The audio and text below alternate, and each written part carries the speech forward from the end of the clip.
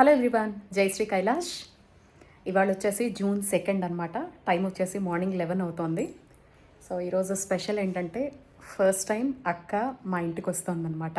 అక్క అంటే పెద్దమ్మ కూతురు. సో తనంటే ఒక స్పెషల్ అభిమానం అనమాట. చిన్నప్పటి నుంచి మనకి పెద్దమ్మ పిన్నులు పిల్లలు అనేది వేరు, అక్క అనేది ఒక లెవెల్ ఆఫ్ ఆలోచన అనమాట. అక్క మీద ఉండేటువంటి గౌరవం స్పెషల్ అనమాట. సో ఈరోజు అక్క ఇంటికి వస్తుంది అండ్ రాత్రి 1 గంట వరకు బ్యాగ్ ప్యాకింగ్ అయిందనమాట. యాక్చువల్లీ ముందు రోజు మధ్యాహ్నమే చేసేసాను, బట్ ఎక్స్క్లూజివ్గా లేడీస్ కోసమని నేను యూట్యూబ్లో సెర్చ్ చేస్తే ఎక్కడ వీడియోస్ లేవు. సరే అని చెప్పేసి మళ్ళీ లోపల ఉండేవన్నీ బయటకు తీసి చుట్టూ పరుచుకొని ఒక వీడియో చేసి ఈపాటికే మీకు పోస్ట్ చేసి ఉంటాను. ఈ వీడియో ఎప్పుడు పెడతానో నాకు తెలియదు, ఉండే నెట్వర్క్ను బట్టి. సో ఎందుకంటే ఇంకా 1 డే మాత్రమే టైం ఉంది. చూపిస్తాను చూడండి. ఇల్లంతా కూడా క్లీన్ చేసుకొని నీట్గా పెట్టుకున్నా. అక్క మార్నింగ్ 9కి ఎక్కింది వైజాగ్లో. సో 10కి ఇక్కడ ల్యాండ్ అయ్యి ఆన్ ది వేలో ఉందన్నమాట, వస్తోంది. సో ఒకసారి ఇల్లంతా నీట్గా చేసేసుకున్నాను. ఏమేం వర్క్స్ ఉన్నాయో చూపిస్తాను ఈరోజు. అండ్ ఈ వీడియో ఎయిర్పోర్ట్ వరకు వెళ్ళే వరకు ఉంటుందా, లేకపోతే ఈ రోజు జరిగిన వాటితోటే క్లోజ్ అవుతుందా నాకు తెలియదు. యాక్చువల్లీ మార్నింగ్ నుంచి ఏమేం చేశానో అన్నీ చూపించాలనిపించింది, బట్ షూట్ చేస్తే టైం ఎక్కువ అయిపోతుంది అని చెప్పేసి ఎలాగో నేను పోస్ట్ చేయాలన్నా ఇప్పట్లో చేయలేను. లాంగ్ వీడియోస్ అయితే షార్ట్ వీడియోస్ మాత్రమే పెట్టగలను. ఆ ఉద్దేశంతో ఎందుకులే అనవసరంగా డేటా వేస్ట్ చేయడము, అన్నీ క్లీన్ చేసి పెట్టుకున్నాను కదా మొబైల్ అని చెప్పేసి పెద్దగా ఆలోచించలేదు. సో చూద్దాం, మ్యాక్సిమం డైరెక్ట్ వాయిస్ ఇచ్చేయడానికి ప్రయత్నిస్తున్నాను. సో రాగా అనమాట, ఎక్కడికక్కడ ఏం చేస్తున్నాను అనే సమాచారం మీకు ఇచ్చేసి నేను 3rd మార్నింగ్ 3 o'clock ఇంట్లోంచి బయలుదేరి వెళ్ళిపోతాను అనమాట. అది ఎలా కంటిన్యూ అవుతుందనే నాకు తెలియదు, బట్ వీడియో పెట్టడానికి ప్రయత్నిస్తాను ఇక్కడి వరకు. ఇంకా యాత్ర స్టార్ట్ అయినప్పటి నుంచి లాంగ్ వీడియోస్ వైఫై బాగుంటే పెడతానండి, వేరే దేశం కాబట్టి. వైఫై ఫెసిలిటీ అది నేను ఉండే ప్రదేశంలో లేకపోతే షార్ట్ వీడియోస్ మాత్రమే పెట్టగలుగుతాను. మళ్ళీ నేను 11వ తారీఖు కానీ 12వ తారీఖు కానీ రిటర్న్ అవుతాను. అప్పటి నుంచి ఏం జరిగిందనేది వీడియోస్ పెడతాను. ఇంకా ఫైనల్ ఉందన్నమాట, అంటే ఒకసారి ఫైనల్ చెకింగ్ అనేది ఉంది. జస్ట్ రాత్రి 1 గంట వరకు సర్దేసి అలా పెట్టేశా. శ్రీ బ్యాగ్ ఒకటి, నా బ్యాగ్ ఒకటి అనమాట. ఇల్లు కూడా నీట్గా చేసి పెట్టేసుకున్నానండి. ఇంకా ఎలాంటి ఇబ్బంది లేకుండా అనమాట. ఇంకా జపమాల అవి పట్టుకొని వెళ్ళిపోవాలి. సో ఇదిగో చూడండి, అంత భయంకరంగా ఉన్నది. అవి ఐరన్ బట్టలు అనమాట. ఐరన్కి ఇచ్చేస్తే అది కూడా ఖాళీ అయిపోతుంది. ఇల్లంతా ఇట్లా నీట్గా చేసి పెట్టేసుకున్నా. ఇంకా ఈరోజు చేయాల్సినటువంటి విషయానికి వస్తే కనుక, సాయంత్రం ముత్యాలమ్మ తల్లికి అంటే మా గ్రామ దేవతకి పసుపు కుంకుమ ఇవ్వాలి. దుర్గమ్మ దగ్గరకు కూడా అక్కని తీసుకొని వెళ్తాను. సో దుర్గమ్మ దగ్గరకు కూడా వెళ్ళి పసుపు కుంకుమ అనేది ఇచ్చేసి వస్తామన్నమాట, దండం పెట్టుకొని వస్తాము. ఇంకా ఆ తర్వాత ఫైనల్ చెక్కింగ్ చూసుకుంటాను. మెయిన్గా ఇవాళ పెండింగ్లో ఉన్న కొన్ని షార్ట్ వీడియోస్ ఇన్స్టాగ్రామ్లో పెట్టాల్సి ఉంది. లాంగ్ వీడియోస్ మ్యాక్సిమం ఒక 2 ఈరోజు ఎడిట్ చేసేయాలి అనుకుంటున్నాను. ఒక లాస్ట్ 2 monthsగా పెద్దగా మొబైల్ పట్టుకోవట్లేదు. లాస్ట్ మూమెంట్లో స్ట్రెస్ అనేది ఎక్కువయ్యి వీడియోలు పెట్టాలి అనేది ఎక్కువ అవడం, ఆలోచన ఎక్కువ అవడం వల్ల నాకు మొబైల్ ఎక్కువ చూస్తూ ఉంటే కళ్ళు లాగుతున్నట్టుగా, తలనొప్పి వస్తున్నట్టుగా అనిపిస్తుంది. అండ్ ఈ ఎండలకి చెమటకి డిహైడ్రేట్ అయిపోతుంది బాడీ అనేది. సడన్గా ఏంటో నిన్న మార్నింగ్ అంతా మోషన్స్ విపరీతంగా అనమాట. మేబీ వెళ్ళడం కోసం నా స్టమక్ అంతా క్లీన్ అయిందా ఏంటి అనేది నాకు అర్థం కాలే. ఇలాంటివి చెప్పచ్చో చెప్పకూడదో నాకు తెలియదు. చాలా విచిత్రంగా అనిపించింది అనమాట. నిన్న మార్నింగ్ కనీసం అంటే 7 to 8 మోషన్స్ అయిపోయి ఉంటాయి అన్నమాట. టెన్షన్ వలన, హైడ్రేషన్ వలన, లేకపోతే నేను ఎదుర్కోగలుగుతానా పరిస్థితులు అనేటువంటిదా, లేకపోతే అమ్మా నాన్నల దగ్గరికి వెళుతున్నాను అనే ఆనందమా తెలియలేదు. సడన్గానండి మార్నింగ్ 6 నుంచి స్టార్ట్ అయిన మోషన్స్ మధ్యాహ్నం 1 గంట నుంచి అసలు ఏమీ లేవు. ఎలాంటి మెడిసిన్ వేయలేదు, ఎలాంటి కేరు తీసుకోలేదు, అసలు ఫుల్లీ కంట్రోల్ అయిపోయింది బాడీ. ఈవినింగ్ చెప్పాను కదా, రోజు ఈ లాస్ట్ ఒక 3 daysగా అయితే రోజు ఒక 3-4 hours నిద్రపోతున్నాను అనమాట. అన్నీ సర్దుకోవడం, లాస్ట్ మూమెంట్లో గుర్తొస్తున్నాయి అన్నీ. సో ఇన్ని రోజులు టైం ఉన్నా కానీ ఎందుకో చివరాఖరిలోనే నాకు రాసి పెట్టుంటాయా ఇవన్నీ అనిపిస్తుంది అనమాట. సో ఇంకా చూస్తే మళ్ళీ నార్మల్ అయిపోయాను బాడీ అంతా కూడా. రాత్రి 1 గంట వరకు ఆ బ్యాగ్ సర్దుతూ కూర్చున్నా. సర్దడం మనకి గంటన్నరే ఉంటుంది, బట్ వ్లాగ్స్ చేయాలి కదా, వీడియోస్ చేయాలి కాబట్టి మళ్ళీ దాని అంతటిని బయటకు తీసాను కాబట్టి అదొక పెద్ద పని అనమాట. అండ్ వెయిట్ చూసుకుంటూ ఉండాలి. మొత్తం లగేజ్ అంటే మనకి బ్యాక్ ప్యాక్ ఇది అది కలిపి 15 కిలోలు దాటద్దని చెప్పారనమాట. మామూలుగా అనుకోండి, మనం వెనకాల వేసుకునే బ్యాక్ ప్యాక్ ఒక ఫ్లైట్లోకి తీసుకెళ్ళిపోయేది 7 కిలోల వరకు వదులుతారు మనకి. సో మన లగేజ్ బ్యాగు 14 కిలోల వరకు వదులుతారు. కానీ ఇక్కడ ఏంటంటే వేరే దేశంలోకి వెళ్ళిపోయాక రూల్స్ మారిపోతాయి. హెలికాప్టర్ చిన్నవి ఎక్కుతాం కాబట్టి అక్కడ హెలివి వాటికి ఏంటంటే మొత్తం కలిపి 12-13 కిలోలు దాటకూడదు. ఇది ఒక పెద్ద టాస్క్ అనమాట. మనకా ఆడవాళ్ళకి ఇన్నిన్ని బట్టలు ఉంటాయి. ఎంత టెన్షన్ అనిపించిందంటే 3 రోజుల పాటు నేను, మృదుల గారు, ఇంకా మా అక్క సంగతి అయితే అడగక్కర్లేదు.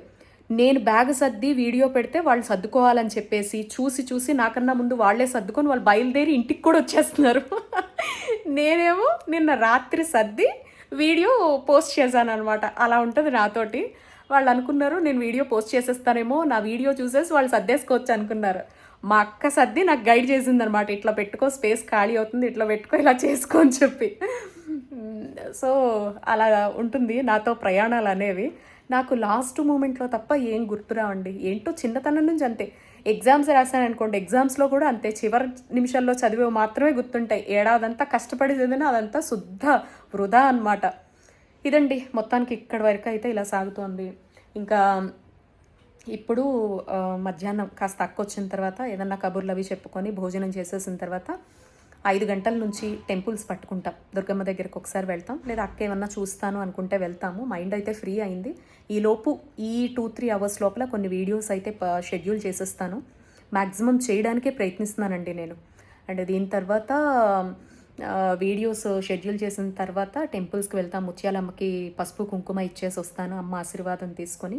శివలింగాలు కూడా లోపల పెట్టేశాను. అది కూడా ఒక టెన్షన్ అయితే లోపల ఉందన్నమాట. మానస సరోవరంలో కలిపేటువంటి భాగ్యం ఈ జన్మకి భగవంతుడు నాకు ఇచ్చాడా అనేది ఒక ఆశ్చర్యం. అక్కడి వరకు శివయ్య తనను తానే తీసుకొని వెళ్ళాలి అనేది కూడా నా కాన్ఫిడెన్స్ అనమాట.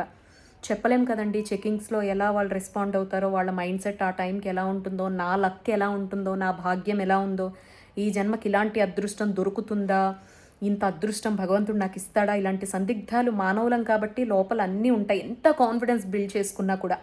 సో శివలింగాల గురించి అయితే నాకు చాలా టెన్షన్ ఉంది. ఆ బాక్స్లో అయితే శివయ్యను పెట్టేశాను. ఇది మానస సరోవరంకి చేరటమా చేరకపోవడం అనేది నీ మీదే ఉంది స్వామి. ఈ వ్రతం చేసుకొని ఎంత కష్టపడైనా ఎలాంటి స్వార్థము చూసుకోకుండా నా కుటుంబం ప్రోత్సాహంతో అన్నీ చూడాలి, మంచిగా అందరికి అందించాలనేది నా ఆలోచన. సో అది ధర్మబద్ధమైనటువంటి కోరికే అయితే గనక నువ్వు మానస సరోవరంకి చేరాలి అని శివయ్యని వేడుకున్నానమాట. చూద్దాము. ఆయనైతే బ్యాగ్లో పెట్టాను. ఇంకా ఆయన అక్కడికి వెళతారా, తర్వాత ఏం జరుగుతుందా, నా చేతుల్లో అయితే ఏం లేదండి. ఎలా రాసిపెట్టుంటే రాతలో అలా జరుగుతుందనమాట. ఏదైనా కూడా మీకు వచ్చాక లాంగ్ వీడియోస్ డీటెయిల్డ్గా ప్రతిదీ పెడతాను. చూసి హైప్ చేయండి, లైక్ చేయండి, నన్ను ఎంకరేజ్ చేయండి దయచేసి. సో ఈ వీడియోస్ ఏంటంటే మీకు ఇప్పుడు ఉపయోగపడవచ్చు, కొంతమందికి అసలు యూజ్ కాకపోవచ్చు. బట్ నాతో మీరందరూ మానసికంగా ప్రయాణం చేసి ఆ శివపార్వతుల దర్శనం మనందరికీ జరగాలని మనస్ఫూర్తిగా కోరుకుంటున్నాను అనమాట. ఇంక అక్కడి నుంచి ఏదైనా తేకపోవడం అనేది చాలా కష్టం అండి. మానస సరోవరం జలం తప్ప మనం ఏం తెచ్చుకోవడానికి ఉండదు. ఎందుకంటే అభిషేకాలు, టెంపుల్స్ అదేం కాదు కదా. కైలాస శిఖరాన్ని మనం చూసి స్వామివారి నివాసాన్ని బయట నుంచి చూసి దండం పెట్టుకొని రాబోతున్నాం అనమాట. ఇలా ఉండబోతోంది. సో మానస సరోవర జలం తప్ప ఏమీ లేదు. ఆ జలం కూడా మనకి నేపాల్ నుంచి, ఆ దేశం నుంచి తేవడానికి ఎన్ని లీటర్లైనా ఎలవ్ చేస్తారు, కానీ మన ఇండియాలోకి వచ్చేసిన తర్వాతేనండి దౌర్భాగ్యం. ఆ నీళ్ళని ఎలవ్ చేయరు, దాన్ని దొంగతనంగా దాచుకోవాలి. మనం తాగుతున్న నీళ్ళలాగా బాటిల్స్లో వేసుకోవాల్సి వస్తుంది. చాలా రూల్స్ ఉంటాయి. ఇంకా లక్నో దగ్గరకు ఒకసారి వచ్చేసామంటే అక్కడ నుంచి 2 లీటర్లు, లీటర్కి మించి ఎలవ్ చేయరు. సో అలా జాగ్రత్తగా జలం తప్ప, నేపాల్లో ఏమన్నా టైం ఉంటే రుద్రాక్షల షాపింగ్ తప్ప ఇంకేమీ ఉండదన్నమాట. షాపింగ్స్ కానీ కొనేటివ్ కానీ చక్కగా శివయ్య దగ్గరికి ఎలాంటి ఆర్భాటాలు లేకుండా మనస్ఫూర్తిగా ప్రశాంతమైన చిత్తంతో ఇక్కడుండేవన్నీ ఇక్కడే వదిలిపెట్టేసి ఆయన ధ్యాసలోకి వెళ్ళి దండం పెట్టుకొని రావాలి అని మాత్రమే మన మనసులో ఉండాలి. సో అలాగే కోరుకుంటున్నాను, జరుగుతుంది అని. సో అక్క వచ్చిన తర్వాత తన పర్మిషన్ తీసుకొని మ్యాక్సిమం వీడియోస్లో ఉంటుందిలేండి, అక్కకి అలాంటి అబ్జెక్షన్స్ ఏమి ఉండవు. బట్ చూస్తాను, ఒక చిన్న క్లిప్ అనేది యాడ్ చేసి ఇంకా తర్వాత ఏమేం చేశాను అనేది ఈ వీడియోలో ఇంక్లూడ్ చేస్తాను. నన్ను అర్థం చేసుకొని గత 3 ఏళ్లకు పైగా నాతో ప్రయాణం చేస్తున్నటువంటి మన కుటుంబ సభ్యులకైతే నేను ప్రత్యేకంగా చెప్పనవసరం లేదు. నా గురించి మీరు ప్రత్యేకంగా తెలుసుకోవాల్సింది లేదు. పూజలు, నా లైఫ్ స్టైల్ వ్లాగ్స్ అయితే పర్వాలేదండి, కానీ ఈ టూర్స్కి సంబంధించి నేను ఎక్కడికైనా వెళ్ళేటువంటి వీడియోస్ పెట్టినప్పుడు కొత్త వ్యూవర్స్ అనేవాళ్ళు తప్పకుండా కనెక్ట్ అవుతారనమాట. ముఖ్యంగా ఇప్పుడు నేను Shri Gayatri tours and travels తరపున ఈ యాత్ర అనేది పెట్టుకున్నాను కాబట్టి ముందుగా చాలామందికి చెప్పానండి, కైలాస మానస సరోవర యాత్ర అనేది మన ఫ్యామిలీ మెంబర్స్తోనో మన ఫ్రెండ్స్తోనో వెళ్ళలేం. ఇది ఖచ్చితంగా టూర్స్ అండ్ ట్రావెల్స్ తరపున వెళ్ళాలి. ఒక్కొక్క టీంలో 50 మంది నుంచి స్టార్ట్ చేస్తే 200 మంది వరకు తీసుకొని వెళ్తారనమాట. సో ఈ యాత్ర అనేది మే మిడ్ నుంచి స్టార్ట్ అయితే సెప్టెంబర్ వరకు, మధ్యలో వర్షాలు పడితే యాత్ర అనేది ఆపివేస్తారు. మళ్ళీ కంటిన్యూ చేసుకుంటూ maximum September 1st are 2nd week వరకు మాత్రమే సంవత్సరంలో మనకి యాత్ర ఉంటుందన్నమాట. సో ప్రతి డేట్ కొన్ని గ్రూప్స్ కింద అనుకుంటారు. 200 మంది, 150 మంది, 100 మంది ఇలా ట్రావెల్ ఏజెన్సీ సంస్థలు అనేవి తీసుకొని వెళ్తూ ఉంటాయి. సో నేను Shri Gayatri tours and travels అనేటువంటి సంస్థను ఎంచుకున్నానమాట. సో నేను నా సంస్థలో, అంటే నేను ఛానల్లో వర్క్ చేసేటప్పుడు ఇంటర్వ్యూస్ పరంగా ఆయన చెప్పినటువంటి మాటలు కావచ్చు, ఆయన ఇచ్చిన సమాచారానికి ఆకర్షితురాలై సో వారి ద్వారా వెళ్ళాలి అని డిసైడ్ అయ్యి నేను, బాబు అండ్ మా అక్క అండ్ మృదుల గారు, కవిత, మేము 5గురం కూడా అనుకొని స్టార్ట్ అయ్యాం అనమాట. సో ఇక్కడ ప్రతిదీ కూడా ఇక్కడి నుంచి నేను పెట్టే వీడియోస్ అన్నీ నా అనుభవాలు, నా ఎక్స్పీరియన్సెస్, నేను ఎలా ఫీల్ అయ్యాను, సౌకర్యాలు, సదుపాయాలు ఇలాంటి వాటిని పక్కన పెడితే ప్రతిదీ కూడా ఉన్నది ఉన్నట్టుగా చెప్తానండి. సో మీకు ఒక యాత్రికురాలి అనుభవం కింద మాత్రమే తీసుకోండి. ప్రతి ఒక్కరికి ఇలా జరుగుతుందని చెప్పను, ప్రతి ఒక్కరికి ఇలాగే అవుతుంది అని కూడా చెప్పను అనమాట. మనకు ఉండేటువంటి ఆ యాత్ర ఎలా సాగాలి అనేది భగవంతుడు నిర్దేశిస్తాడు, దాని ప్రకారం జరుగుతుంది. కాబట్టి కేవలం సంతోషి అనే అమ్మాయి కైలాస మానస సరోవర యాత్ర చేసింది, తన అనుభవాల్ని మనం తీసుకుంటున్నాము. ఇందులో మనకి ఏది కావాలంటే వాటిని మాత్రమే మనం అన్వయించుకొని అడుగు ముందుకేద్దాం అనుకొని, మీరు ఎప్పుడైనా ఫ్యూచర్లో వెళ్ళాలి అనుకున్నా లేదా రేపు కమింగ్ వస్తున్నటువంటి మంత్స్లో మీ యాత్ర ఉన్న నా ఎక్స్పీరియన్స్ యూజ్ అవుతుంది. ఒకవేళ నాకు బ్యాడ్ ఎక్స్పీరియన్స్ ఉంటే మీరు జాగ్రత్త పడడానికి, గుడ్ ఎక్స్పీరియన్స్ ఉంటే మీరు ఇంకాస్త అనుభవపూర్వకంగా ముందడుగు వేయడానికి ఉపయోగపడుతుంది అనేటువంటి ఉద్దేశంతో వీడియోస్ పెడతానండి. కాబట్టి నాకు ఇలా జరిగింది కాబట్టి మీకు అలాగే జరుగుతుందని, సో నేను హ్యాపీగా ఉన్నాను కాబట్టి మీరు కూడా హ్యాపీగానే అవ్వాలనే కోరుకుంటున్నాను. బట్ హెల్త్ వైజ్గా ఎవ్రీథింగ్ కూడా ఒక ఎక్స్పీరియన్స్గా మాత్రమే తీసుకోండి. సో చూశారు కదా, మా ముత్యాలమ్మ తల్లికి మీ అందరికీ తెలుసు, నేను ఎక్కడికి వెళ్ళినా దత్త పారాయణం చేస్తాను. అలాగే గ్రామ దేవతకు పసుపు కుంకుమ ఇవ్వకుండా మనం పొలిమేర అనేది దాటకూడదు. అమ్మవారికి చీర అవి తీసుకున్నాను. అసలు చాలా మంచి షాప్ దొరికిందండి. ఆ వీడియోస్ అన్నీ తీశాను, బట్ ఈ చైనా ఎంబసీ వాళ్ళు చెక్ చేస్తారు అనేటువంటి కంగారులో వీడియోస్ అన్నీ డిలీట్ కొట్టేశాను అనమాట. భలే బాధ అనిపించింది నాకు. ఎంత రీజనబుల్ ప్రైస్లో చాలా చక్కగా శారీస్ కొనగలిగాను అనమాట. సో ఒక మంచి షాప్లో అనమాట. సో చెరుకూరి వారి షాప్ అని చెప్పేసి రీసెంట్గా, సో మళ్ళీ ఎప్పుడైనా పెట్టడానికి ప్రయత్నిస్తాను. అక్కడ అమ్మవారికి, ముత్యాలమ్మకి, అలాగే అక్కడ గంగమ్మ కోసం అని చెప్పేసి మానస సరోవరం దగ్గర అమ్మకు చూపించి ఎవరికన్నా ఇచ్చేద్దాము ముత్తైదుకు అనే ఉద్దేశంతో 2 శారీస్ అయితే తీసుకున్నాను. అమ్మవారికి పసుపు కుంకుమ ఇచ్చేసి కొబ్బరికాయ కొట్టేసి తర్వాత దుర్గమ్మ ఆశీర్వాదం. నేను ఊరి నుంచి వచ్చిన తర్వాత కడప వెళ్ళాను. దీనికి ముందర అక్కడ దీక్షగా దత్తపారాయణం అవి మేడి చెట్టు కింద చేశానని మీకు తెలుసు కదండి. ఆ తర్వాత వచ్చాక కూడా కంటిన్యూస్గా 9 days పాటు హనుమంతుడి చుట్టూ, దుర్గమ్మ చుట్టూ 108 ప్రదక్షిణలు మళ్ళీ 9 రోజుల పాటు కంటిన్యూస్గా ఒక దీక్షలాగా చేశానన్నమాట. ఇంకా లాస్ట్ రోజు అక్కను కూడా తీసుకువెళ్ళి మేమందరం కలిసి దండం పెట్టుకొని స్టార్ట్ అయ్యామన్నమాట. మాకు June 3rd మార్నింగ్ 6:30కి ఫ్లైట్ అండి. సో 4 o'clock అంతా అక్కడ ఉండమన్నారు. మేము ఇంట్లో 3 o'clockకి స్టార్ట్ అయ్యాము. రాత్రి 1:45కో 1:30కో లేచామన్నమాట. ఒకరి తర్వాత ఒకరం స్నానాలు అవి చేసుకొని ఇంట్లో దీపం పెట్టుకొని బయట ముగ్గు పెట్టుకొని సో ఇంకా బయలుదేరాము. సో ఎయిర్పోర్ట్కి వచ్చేసరికి ఎంతమంది అయితే హైదరాబాద్ నుంచి ప్రయాణిస్తున్నారో వాళ్ళందరూ కూడా అక్కడ ఉన్నారనమాట. వెళ్ళేసరికి గాయత్రి టూర్స్ అండ్ ట్రావెల్స్ తరపున భరత్ శర్మ గారి సతీమణి కల్పన గారు అక్కడ ఉండి అందరికీ ఐడి కార్డ్స్, టీషర్ట్స్ ఎవరికైతే ఇవ్వలేదో ఆ టీషర్ట్స్, ఎవరెవరు ఎక్కడికి వెళుతున్నారు, నెక్స్ట్ ప్రాసెస్ ఏంటి, ఎవ్రీథింగ్ కూడా ఎక్స్ప్లెయిన్ చేస్తూ ఉన్నారనమాట. సో ఎవరికి వాళ్ళం బోర్డింగ్ అయితే అయిపోయాం, లోపలికి వెళ్ళిపోయాం. మళ్ళీ మీలో ఎవరైనా కొత్తగా ఈ వీడియో చూస్తూ ఉంటే చెప్తున్నానండి నేను, మనకి ఇది 9 రాత్రులు 10 రోజుల యాత్ర అనమాట, కైలాస మానస సరోవర యాత్ర అనేది.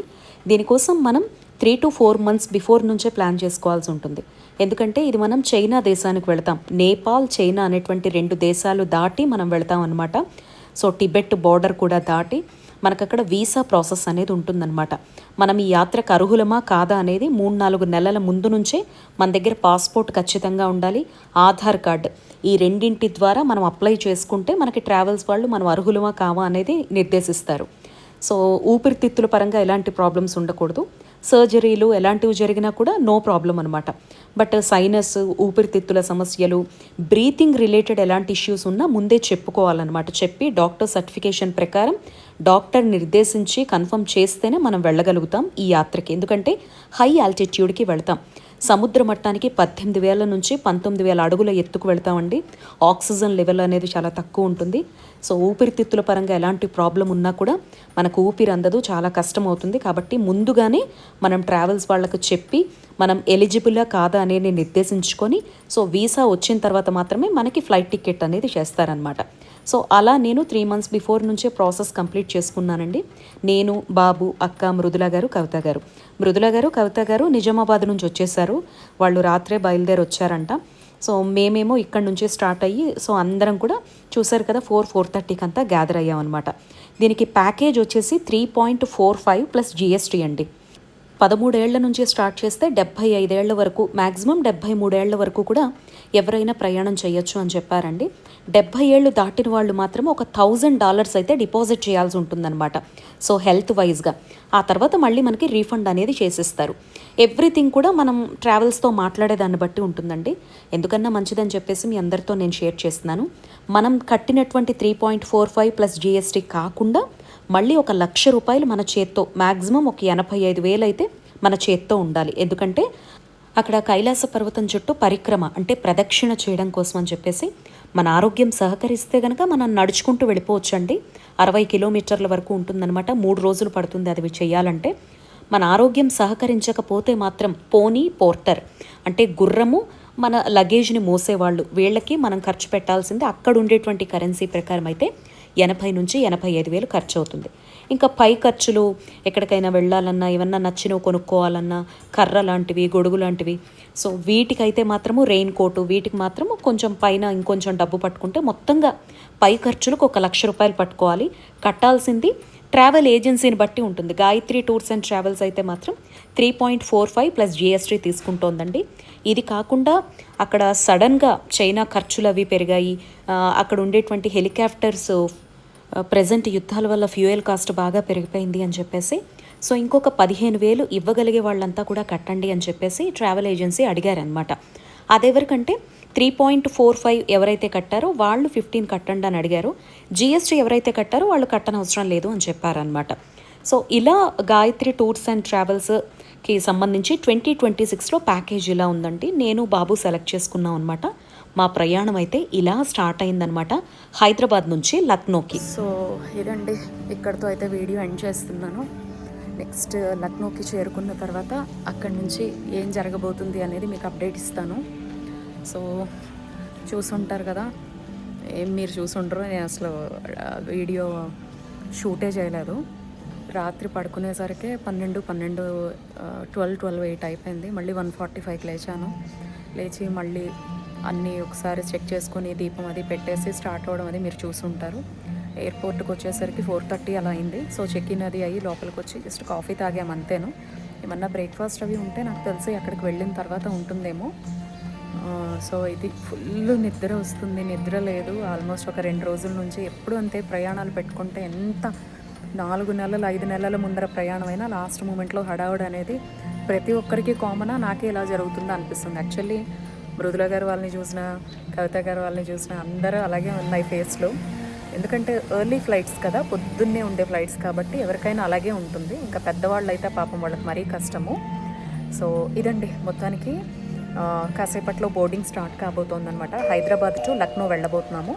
లక్నో నుంచి నేపాల్గంజ్ ఆ ప్రయాణంతో నెక్స్ట్ వీడియోలో మళ్ళీ మీ అందరినీ కలుస్తాను. జై శ్రీ కైలాష్. మనకు చైనా, టిబెట్, ఇండియా, నేపాల్ 4 దేశాల మధ్యలో ఈ కైలాస పర్వతం ఉంది. సమస్య ఎక్కడ ఉంది అంటే, నేపాల్ హిందూ దేశం, భారతదేశం అత్యధికంగా హిందువుల దేశం. చైనాలో ఉండే బౌద్ధులకు కూడా, టిబెట్లో ఉండే లామా బౌద్ధులకు కూడా ఈ పర్వతం ముఖ్యం. అంతర్జాతీయ ఉద్రిక్త పరిస్థితులకు లోనై ప్రత్యేక కారణాలతో కాళీ నది ఒడ్డున ఉన్న కొంత ప్రాంతాన్ని నాదే మాదే అంటూ నేపాల్ ఈ మధ్యన ఆక్రమించే ప్రయత్నం చేస్తూ స్వల్పంగా సైనిక సంఖ్య పెంచి భారత్ పైన కాసింత చాలా సూక్ష్మమంత ఒత్తిడి తెచ్చే ప్రయత్నం చేస్తుంది. కారణం ఏమిటి అంటే చైనా ఇతర దేశాల యొక్క నేపథ్యంలో యుద్ధ వాతావరణం ఒకవైపున అలుముకొని ఉన్నది. కొంత ఆ కాళీ నదికి సంబంధించిన ఇరువైపులా ఉండే ప్రాంతాలు తమవే అంటూ చెప్పడంలో ఈ పర్వతం ఒకప్పుడు టిబెట్ ప్రాంతానిది.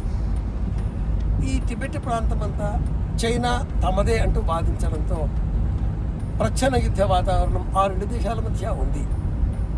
ఇటువంటి నేపథ్యంలో అతి సున్నితమైన ఈ సమస్యని 1905వ సంవత్సరంలో కొంత పరిష్కరించే ప్రయత్నం చేస్తూ ఒక ఒప్పందంగా కాళీ నదికి ఈ వైపున భారతదేశం, ఆ వైపున నేపాల్ దేశం అనే విభజన ఇన్ని వందల సంవత్సరాలుగా మనకు అందుబాటులో అమలులో ఉన్న విషయం. ఇప్పుడు కొత్తగా ఈ సమస్య పైకి రావడంతో ఈ సరిహద్దుల మధ్య సార్క్ దేశాలకు సంబంధించిన నియమావళి సూత్రాలకు అనుకూలంగా స్టాంపులు లేవు. సాధారణంగా ఆధార్ కార్డు, దేశ భద్రతా కార్డు, ఏదైనా ఒక గుర్తింపు కార్డు ఉంటే దాటవచ్చు.